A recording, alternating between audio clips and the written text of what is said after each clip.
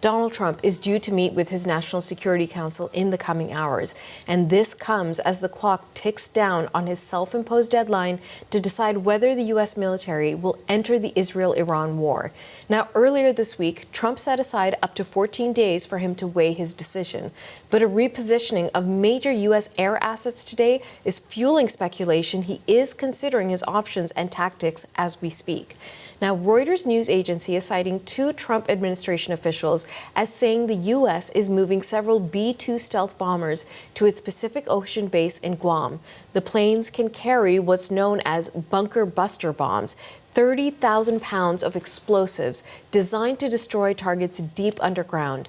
One of Iran's nuclear enrichment facilities is under a mountain, and the U.S. and Israel say the plant must not be allowed to produce weapons-grade uranium. Meanwhile, Israel has hit a nuclear facility above the ground earlier today in the central city of Isfahan. It's the second time in a matter of days. Now, Israel is also claiming to have killed two senior commanders in the Iranian Revolutionary Guard in separate strikes on western Iran. These are the two targeted men. Israel claims both have played key roles in helping Iran's proxies across the Middle East. Now, with the fighting between these longtime foes now into its second week, there is growing concern over a wider conflict in the region that's already on edge because of the ongoing war in Gaza.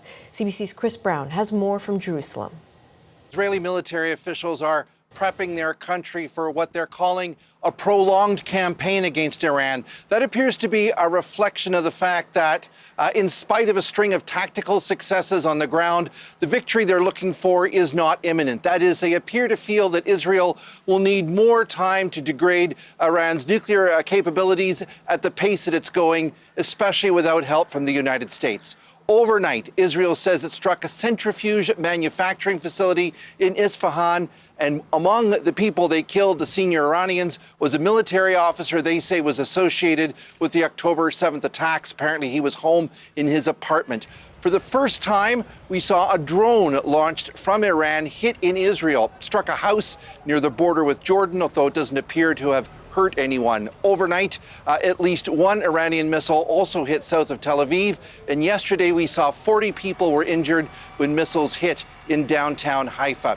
Iran has also released what it says are its casualty figures, and they are significant. It claims 430 people have been killed and 3,500 wounded by Israel's attacks. So far, 24 Israeli civilians have been killed in those Iranian missile attacks. Natasha.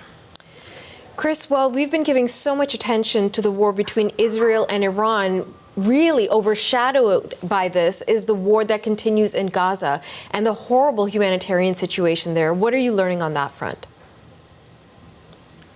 Well, the daily toll of people killed has not ebbed or slowed in the least. Gaza health authorities report that 44 people were killed on Friday alone, including 25 who were reportedly at an area where they were trying to get food and humanitarian aid. There are also more reports today of more people shot near food supply depots. Israel's military acknowledged that it did fire on Friday what it said were warning shots at suspected militants, and that some people were hit, including civilians.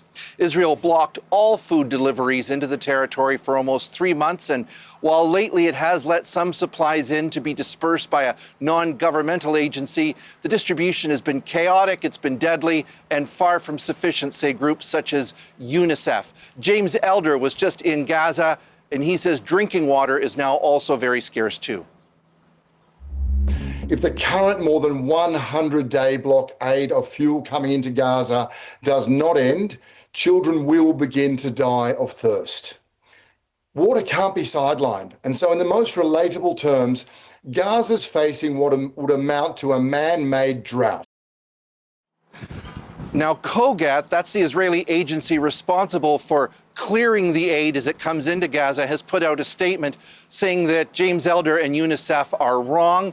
They say there's no water crisis and that 95 trucks of supplies came into Gaza just the other day. Now, by comparison, Natasha, during the last ceasefire that ended in March, 600 trucks a day were entering the territory.